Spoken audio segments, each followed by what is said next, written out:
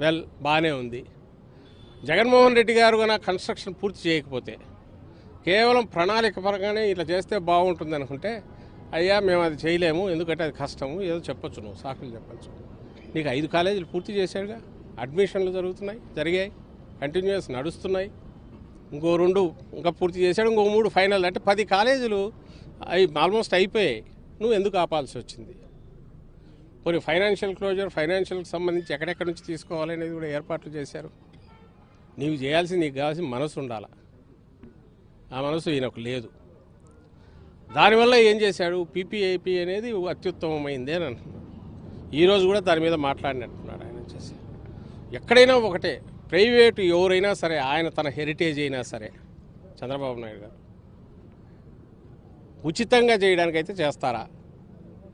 నిజంగా చేసేవాళ్ళు ఎవరన్నా ధర్మాత్ములు ఉంటే, వాళ్ళ డీప్ పాకెట్స్ అంటే కావాల్సినంత ఆస్తుల్ని బాగా సంపాదించి సర్ప్లస్ ఉంటే పెట్టేవి ఉన్నాయి. చారిటీ హాస్పిటల్స్ ఉన్నాయి, పెద్ద పెద్దవి కూడా ఉన్నాయి. బట్ వాళ్ళు సొంతంగా పెడుతున్నారు. నీ హాస్పిటల్ మేనేజ్మెంటో లేక అక్కడ వచ్చి అడ్మినిస్ట్రేషన్ చూసుకోవడమో అవుట్ సోర్సింగ్ లాగానో వచ్చి, ఒక హౌస్ కీపింగ్ కదా అవుట్ సోర్సింగ్ వచ్చినట్టు ఎవరు చేయట్లా. ఇంకెవరు వస్తారంటే వాడు రూపాయి పెట్టకుండా, లేదా రూపాయి పెట్టి 10 రూపాయలు ఎట్లా, 20 రూపాయలు ఎట్లా, 50 రూపాయలు ఎట్లా సంపాదించాలనేది వస్తారు. స్కామ్ అది, మామూలు ఇది కాదు ఇప్పుడు ఏం చేస్తున్నది. ఇది దాన్ని తను ఏదైనా చెప్పచ్చు చంద్రబాబు నాయుడు గారు దీనికి సంబంధించి. మళ్ళీ ఈరోజు కూడా అదే అంటున్నాడు. ఆయన ఇచ్చే ఎక్స్ప్లెనేషన్ చూస్తారని జనం చెవుల్లో ఎట్లా ఇంకా పూలు పెట్టగలని ఎట్లా అనుకుంటున్నాడు అర్థం కావట్లా. కానీ అది కూడా జగన్మోహన్ రెడ్డి గారు పిలుపు ఇచ్చాక ఈ 2 నెలల్లో వచ్చిన రెస్పాన్స్ చూశాకైనా ఇంకా ఆంధ్రప్రదేశ్ ప్రజలను ఆయన ఏమనుకుంటున్నాడో అర్థం కావట్లా. 1,000 సంతకాలకు పిలుపు ఇచ్చి అక్టోబర్లో ఇస్తే ప్రతి ఒక్కరికి తెలుసు, విత్ రికార్డు అందరికీ తెలుసు, జనం లేకపోతే ఎట్లా స్పందన వస్తుందని. ప్రైవేటీకరణకు వ్యతిరేకంగా, ప్రభుత్వ వైద్య కళాశాలల ప్రైవేటీకరణకు వ్యతిరేకంగా మొత్తం ఆంధ్రప్రదేశ్ మొత్తం ఒక రెఫరెండం లాగా, బహుశా హిస్టరీలో, అట్లీస్ట్ ఇటీవల హిస్టరీలో మనకైతే ఫస్టే. ఎందుకంటే ఏపీ చీలిన తర్వాత ఇది ఫస్టే. ఎప్పుడో ఉమ్మడి రాష్ట్రంలో ఒకసారి 80sలో ఎప్పుడో అన్నారు, కానీ జరిగింది. కానీ ఇంత పకడ్బందీగా ఇప్పుడు కూడా మీరు మీడియా వాళ్ళు కూడా చూపించాం మీకు కూడా. ప్రతి చోట జనంలోకి వెళ్ళి, అయ్యా మీరు ఎవరెవరైతే దీన్ని వ్యతిరేకిస్తారో సంతకాలు చేయండి అంటే మేము చేస్తామని ముందుకు వచ్చి చేశారు ప్రజలు, అన్ని వర్గాల ప్రజలు. దాంట్లో అందరూ ఉన్నారు, ఏమంతా పేదలే కాదు, మధ్యతరగతి వాళ్ళు ఉన్నారు, సమాజ శ్రేయస్సు కోరుకునే వాళ్ళు ఉన్నారు, సమసమాజం కావాలనుకునే వాళ్ళు ఉన్నారు. ఈ ఇన్ఈక్వాలిటీస్ తగ్గితే చాలు, వైద్యం ఇంత కాస్ట్లీ తట్టుకోలేమనేది ఉన్నారు, అలాంటి వాళ్ళు ఉన్నారు. వాళ్ళు సంతకాలు చేశారు. అయినా ఈ రోజుకు చంద్రబాబు నాయుడు గారు ఏమంటున్నారంటే కొంచెం తగ్గి, ఈరోజు నాకు ఆయన మాటల్లో కనపడింది, ఒక ఎక్స్ప్లెనేషన్ లాగా ఏదో ఇవ్వబోతున్నాడు. అదేదో అంట పెద్దవి ప్రభుత్వం అనే ఉంటుందంట, చిన్న లెటర్లో ఎక్కడో ఉంటుందంట. అది నువ్వు పెట్టకపోయినా ఏముంది, మొత్తం వాళ్ళకి ఇచ్చినాక ల్యాండ్ ఇస్తే మొత్తం హాస్పిటల్ అన్నీ ఇవ్వడంతో పాటు హాస్పిటల్ శాలరీస్ ఇప్పుడు కొత్తగా 2 years పే చేస్తామంటున్నావు. నువ్వు ల్యాండ్ ఇచ్చి బిల్డింగులన్నీ నువ్వు ఇచ్చి 2 years శాలరీస్ పే చేసి నువ్వు ఎందుకు నడపలేవు నాకు అర్థం కావట్లా. అంటే ఇప్పుడు ప్రభుత్వ కర్నూలు కానీ, తిరుపతిలో ఉన్నది కానీ, వైజాగ్లో ఉన్నది కానీ, ఎక్కడ ఉన్నాయి ఇవన్నీ నడవట్లేదా? ఎందుకు జగన్మోహన్ రెడ్డి గారు వచ్చాక తిరుపతిలో స్టార్ట్ చేసిన చిన్నపిల్లల హార్ట్ సర్జరీస్కి సంబంధించి పెట్టిన సూపర్ స్పెషాలిటీ ఆసుపత్రి అది నడవట్లేదా? ది బెస్ట్ సర్వీసెస్ ఎక్కడ ఉన్నాయంటే అక్కడ నుంచి వస్తున్నాయి. స్టూడెంట్స్ ఏ కాలేజీలను కోరుకుంటున్నారు? ఫస్ట్ ప్రిఫరెన్స్ గవర్నమెంట్ కాలేజీలు, మెడికల్ కాలేజీలు కోరుకుంటున్నారు. ఎందుకు? అక్కడికి వచ్చే పేషెంట్లు కానీ, అక్కడ డెడికేటెడ్గా ఉండే సర్వీసెస్ కానీ వీళ్లకు అలాంటి మంచి శిక్షణ ఇస్తాయని ఆశతో చేరుతున్నారు ఫస్ట్ ప్రిఫరెన్స్. ఇది అందరికీ తెలుసు. పోనీ నువ్వన్నట్టు ఏదైనా మెయింటెనెన్స్ అన్నదానికి ఆ రోజు జగన్మోహన్ రెడ్డి గారు సెల్ఫ్ ఫైనాన్సింగ్ దీంట్లో పెట్టారు. ఆ రోజు ఏమన్నాను, మేము వచ్చిన తర్వాత మొత్తం తీసి ఉచితం చేస్తాను. మరి వచ్చిన నెలకే ఎట్లా దీన్ని వర్క్స్ అన్ని స్టాప్ చేసి ప్రైవేట్ తీసుకెళ్ళాం? అంటే ముందే ఇంటెన్షన్ ఉన్నట్టే కదా ఆయనకు, చంద్రబాబు నాయుడు గారికి.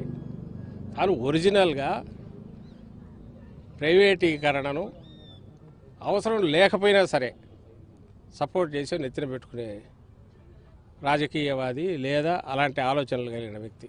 అది అన్నిట్లో కనపడుతుంది మనకు. ఫస్ట్లో ఎప్పుడో టూరిజమే బెస్ట్ ఈజం అనడం, సిద్ధాంతాలు ఏమి ఉండవు, 4 రూపాయలు ఎట్లా సంపాదించాలనేది ఇలాంటివన్నీ ఫస్ట్ నుంచి బయట అప్పుడు క్రూడ్గా వచ్చేవి, ఇప్పుడు కొంచెం పాలిష్డ్గా కొత్తగా నేర్చుకుంటున్న పడికట్టు పదాలతో ఎక్స్ప్లెయిన్ చేయాలని చూస్తుంటాడు. ఆ పీపీపీ అని, P4 అని, P3 అని ఇలా రకరకాల మాటల్లో ఈరోజు దీన్ని ఇలా చేయబోతున్నాడు. మిగిలినవి నువ్వు చేస్తే అక్కడ స్కాము, బిజినెస్కు సంబంధించి నువ్వు ఏదో వెనక్కు ఎక్స్పెక్ట్ చేసి కిక్ బ్యాక్స్ కోసమో ఇంకోటి చేస్తున్నావు అనుకోవచ్చు. ఇదే ప్రజల ప్రాణాలకు సంబంధించింది.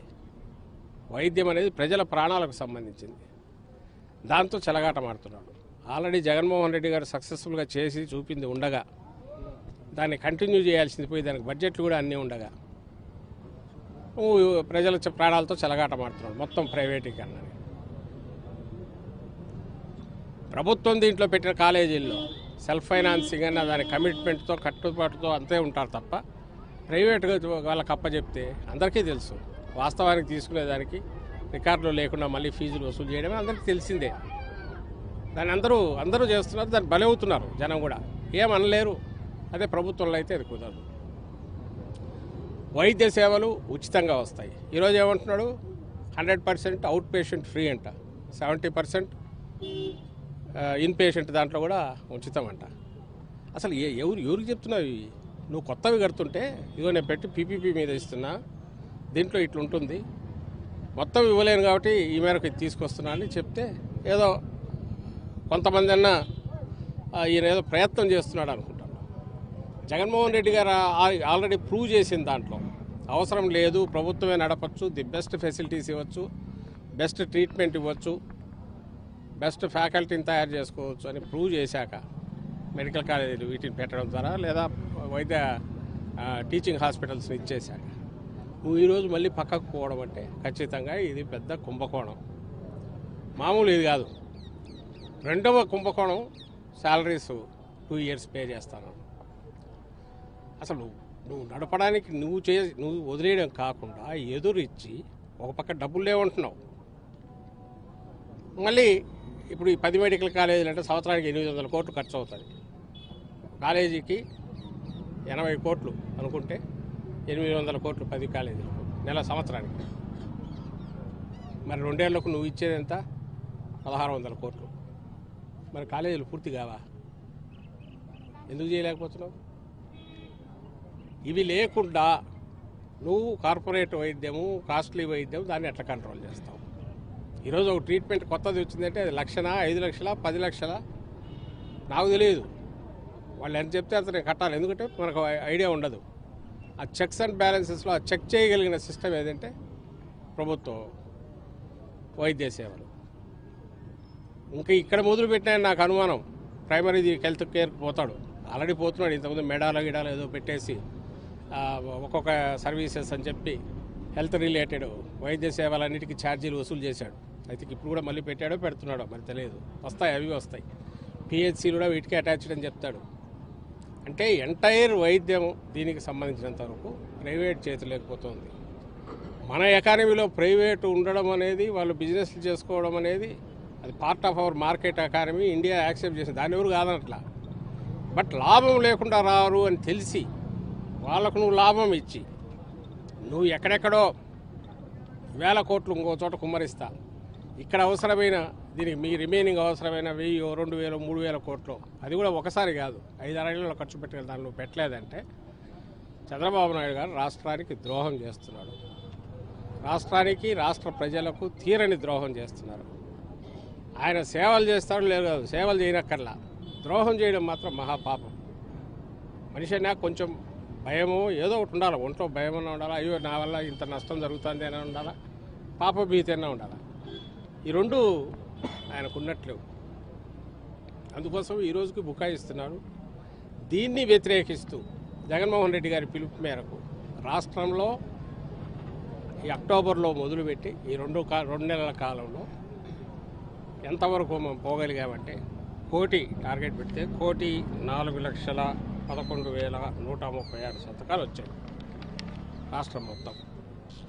ఇది ప్రజల్లోకి వెళ్ళి వాళ్ళను చూపించి మీరు దీన్ని వ్యతిరేకిస్తుంటే ఈ నిర్ణయాన్ని వెనక్కు తీసుకోవాలని డిమాండ్ చేయాలనుకుంటే సంతకం చేయండి అంటే చేసిన సంతకాలు రాష్ట్ర వ్యాప్తంగా పల్లెలు పట్టణాలు అన్ని చోట్లకు రోడ్లలో బయటికి వెళ్ళి ఇంటింటికి వెళ్ళి తీసుకొచ్చిన సంతకాలు ఒరిజినల్ స్వచ్ఛమైనవి. ఇందులో ఎలాంటి ఇది లేదు. ఇందులో మనకి ఇక్కడ చూస్తే శ్రీకాకుళం 4,02,833, విజయనగరం 3,99,908, పార్వతీపురం మన్యం 2,15,500, సీతారామరాజు జిల్లా 1,47,047, Visakhapatnam 4,19,200, Anakapalle 3,73,000, Kakinada 4,06,000, BR Ambedkar Konaseema 4,20,086, east Godavari 4,06,929, west Godavari 4,19,650, Eluru 3,60,008, Krishna 3,77,336, NTR జిల్లా 4,31,217, గుంటూరు 4,78,059, పల్నాడు 4,31,802, బాపట్ల 3,73,199, ప్రకాశం 5,26,168, నెల్లూరు జిల్లా ఎస్పీఎస్ నెల్లూరు జిల్లా 6,30,040, కర్నూలు జిల్లా 3,98,277, నంద్యాల 4,05,500, అనంతపురం 4,55,840, శ్రీ సత్యసాయి జిల్లా 4,40,358, వైఎస్ఆర్ జిల్లా 4,80,101, అన్నమయ్య జిల్లా 2,60,500, చిత్తూరు జిల్లా 7,22,025, మొత్తం 3,71,136, మిగిలినవి ఇక్కడికి చేరినవి సెంట్రల్ ఆఫీస్కు వీళ్ళు తయారు చేసిన 40,000, మొత్తం కూడితే 1,04,11,136 సంతకాలు, నికార్సైన సంతకాలు రాష్ట్రంలో మన చిత్తూరు జిల్లా హైయెస్ట్ వచ్చి మన ఈ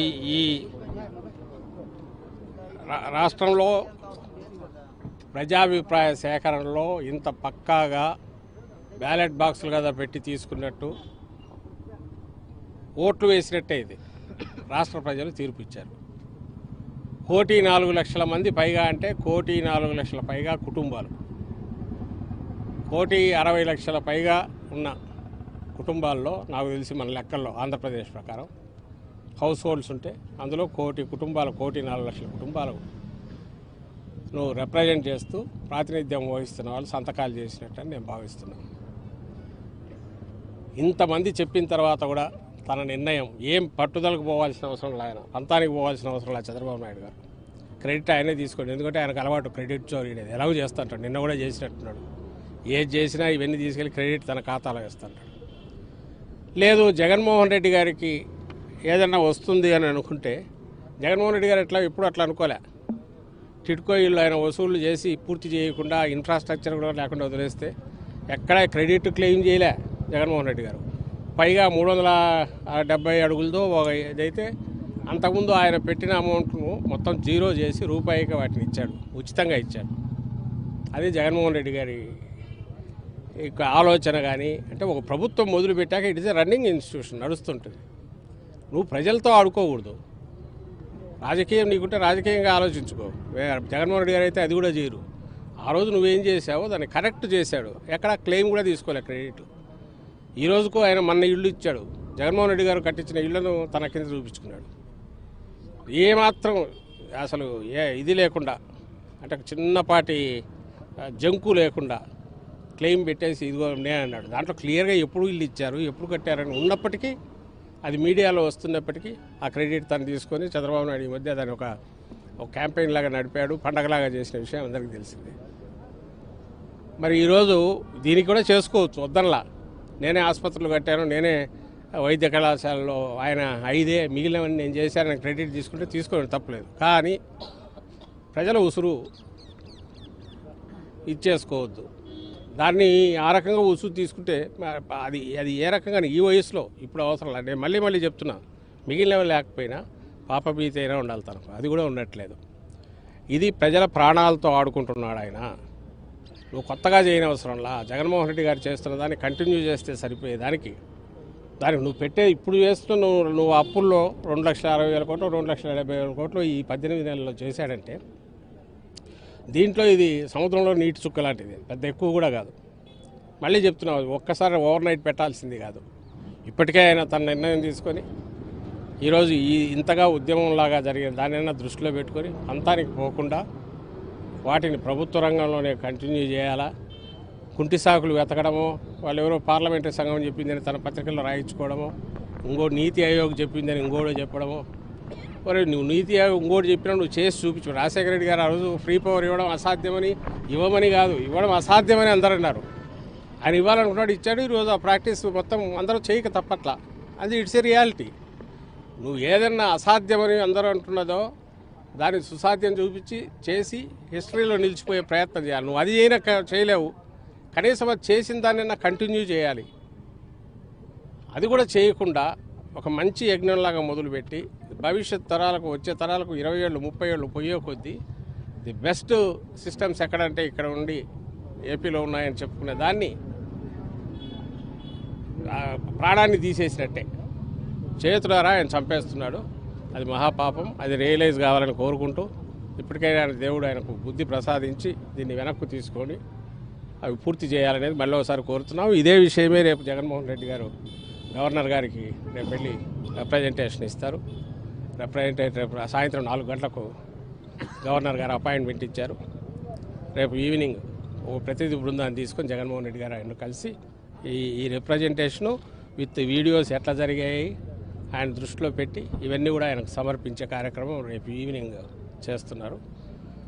అప్పటికైనా ఆయన రియలైజ్ చేసి చంద్రబాబు నాయుడు గారు తన నిర్ణయాన్ని, దుర్మార్గపు నిర్ణయాన్ని, కుట్రపూరితమైన నిర్ణయాన్ని, ఒక పెద్ద కుంభకోణం చేస్తున్నాడు, దాని నుంచి వెనక్కు తగ్గాలని, వెనక్కు తీసుకోవాలి ఆ దుర్మార్గపు నిర్ణయాన్ని కోరుకుంటూ సెలవు. దెబ్బ తగులుతోంది. ఒకప్పుడు ఎప్పుడు రోడ్లు అనేటివి ఇప్పుడు ఈ టోల్ గట్టి పెట్టి బాదుతున్న బాధుడు హైదరాబాద్ నుంచి ఇక్కడికి ఎంత అవుతుందబ్బా నాకు తెలియదు, ఎప్పుడు తెలియదు. కానీ 1000 రూపాయల పైనే అవుతుంది అనుకో. ఛార్జీ కంటే ఇది ఎక్కువ ఉంటుంది వచ్చేసి. మనం వీటి పెట్రోల్ ఎంత అవుతుందో దానికి దాదాపు అంత ½ అంతడో అవుతుంది అనుకుంటా నాకు తెలిసి. ఇదంతా ఒకప్పుడు లేదే. వేరే లాజిక్ అక్కర్లా. ప్రైవేటు వ్యక్తులు కానీ, ఇన్స్టిట్యూషన్స్ కానీ, కంపెనీలు కానీ ప్రాఫిట్ లేకుండా వస్తారా? ప్రాఫిట్ లేకుండా వస్తే అది బిజినెస్ ఎందుకు వస్తుంది? ప్రైవేట్ అతను ఎందుకు వస్తాడు? రెండవది, దీంట్లో these are not the roads. ఇది దీనికి సంబంధించినంత వరకు ప్రజల ఆరోగ్యం సంబంధించి ప్రపంచంలో ఏ దేశమన్నా చూడండి, the best, the most developed country అయినా సరే గవర్నమెంట్ ఇది లేకుండా, ఆ చెక్ లేకుండా అయితే పూర్తి ప్రైవేటైజ్ ఎక్కడా చేయలే. ఇక్కడ గవర్నమెంట్ పెడుతున్నదాన్ని ఆయన వెనక్కు తీసుకుంటున్నాడు. ఇంతకంటే ఘోరం ఏముంటుంది? మరి ఎందుకు ఆ కంట్రీస్ అన్ని డెవలప్డ్ నేషన్స్ ఎందుకు? డెవలప్డ్ నేషన్స్ అంటే అక్కడ ప్రజల జీవన ప్రమాణాలు ఆల్రెడీ పెరిగినవి. మనం డెవలప్డ్ అనేసరికి కొంచెం ఈక్వాలిటీ అనేది మనకంటే ఎక్కువ ఉంటుంది. సో అంత పూర్తి సొసైటీ అంతా ఈక్వల్ కాకపోయినా అఫోర్డబిలిటీను, లేకపోతే పర్చేజింగ్ ఇది డబ్బులు పెట్టగలిగేది ఎక్కువ ఉంటుంది అనుకున్న చోట కూడా, ఎందుకంటే మెడికల్ సర్వీసెస్ ఒక ఫిక్స్డ్ రేట్తో ఉండేవి కాదు. కొత్త టెక్నాలజీస్ వస్తాయి, కొత్త ఈవెంట్ వచ్చినప్పుడు ఏమంటావు ఎగ్జార్బియంట్ వీటికి పోతే సొసైటీ భరించలేదు. ఈ రెండు బ్యాలెన్స్ చేయాలంటే గవర్నమెంట్ అక్కడ ఉంటేనే అది జరుగుతుంది.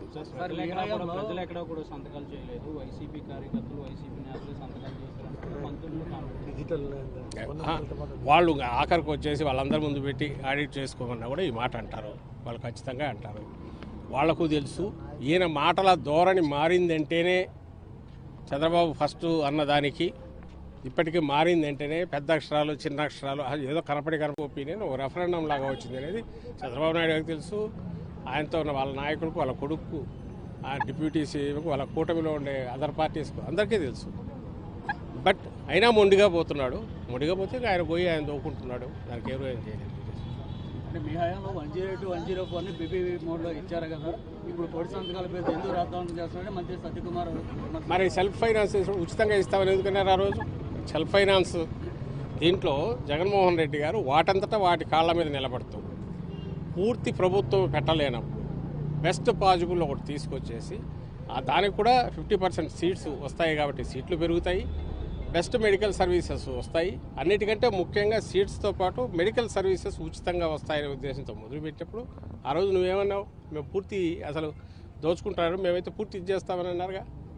మళ్ళీ ఈరోజు వచ్చి ఇదేది 102 ఏంది 108 అనే దానికి సంబంధించి సేవలకు సంబంధించి వీటినంటే ప్రతి చోట టోటల్ ప్రభుత్వం పెట్టాలనే ప్రయత్నం బెస్ట్.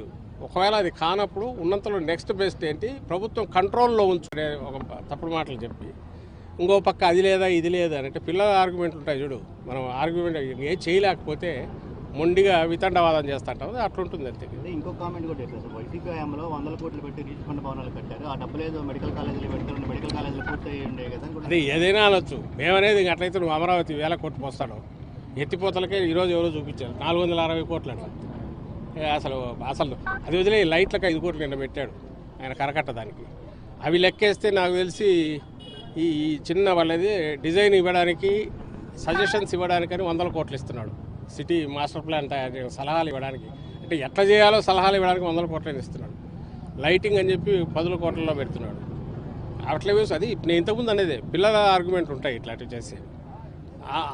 అసలు దీనికి నువ్వు ఇది ఒక ఇష్యూనే కాదు. ఆయన అనుకుంటే ఆయన చేసే వాటిలో ఏ దాంట్లో నుంచి అయినా కొంచెం డైవర్ట్ చేసినా అయిపోతుంది. అది కూడా అవసరం లేకుండా జగన్మోహన్ రెడ్డి గారు ఏర్పాటు చేశారు.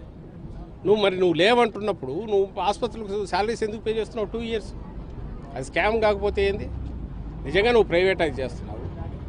నువ్వు వైబిలిటీ గ్యాప్ ఫండ్ అంటున్నాడు. ఇప్పుడు వైబిలిటీ గ్యాప్ ఫండ్ ఎప్పుడు వస్తుంది నీకు?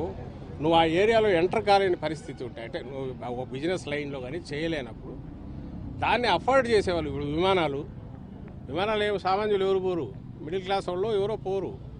ఎవడో ఉండి వాడు పోవాలనుకొని అంత పే చేయాలనుకున్నప్పుడు అది ప్రపంచం అంతా అభివృద్ధి ఎందుకు అవుతుంది కాబట్టి వాళ్ళకు అవకాశం కల్పించాలన్నప్పుడు వైబిలిటీ గ్యాప్ ఫండ్ అంటున్నాడు. సో కొన్నాళ్ళైనాక మార్కెట్ అలవాటు పడుతుంది, ప్యాసింజర్స్ పెరిగితే అంతవరకు. ఇది పద్ధతులు వేసాల్సి నువ్వు ప్రాణాలకు సంబంధించింది ఇది. దానేమో మనం ఛాయిస్ లేదు దీంట్లో. రోగం వస్తే చచ్చినట్టు ఎక్కడికో అందరం పోవాలా, ఎక్కడో ట్రీట్మెంట్ తీసుకోవాలా. 5 కోట్లు కాదు, ప్రపంచంలో ఉండి ఎవడైనా మనిషి అనేవాడు పుట్టిన తర్వాత జబ్బులు వస్తే పోవాలా. ఆ పోవాల్సిన దానికి నువ్వు ఏ రేటుతో ఏ కాస్ట్తో వైద్యం ఇవ్వగలుగుతున్నావు? ఇగో ఉచితంగా ఇవ్వగలము అంటే వద్దు, ఉచితంగా ఇవ్వడం తప్పు, డబ్బుకు చేయాలని ఇవ్వడంటే ఏమడాలో అర్థం కావట్లేదు. ఉచితంగా ఇవ్వడము, బెస్ట్ది ఇవ్వడము ఎట్లా అనేది ట్రై చేయాలా. అందులో ఈ 10 ఏళ్ళు ఇది కుదరదు, ఇది పెడదాము, నెక్స్ట్కు దానికి వెళ్దాం, రీచ్ అవుదాం ఓవర్ ది పీరియడ్ అని అనుకోవడం ఉంటారా? లేక దాన్ని అసలు గాలికి వదిలేసి జగన్మోహన్ రెడ్డి గారు ఆల్రెడీ పెట్టి చూపించిన తర్వాత కూడా ఎగ్జాంపుల్ సెట్ చేశాక కూడా ఇలాంటి ఆర్గ్యుమెంట్స్ చేస్తారా?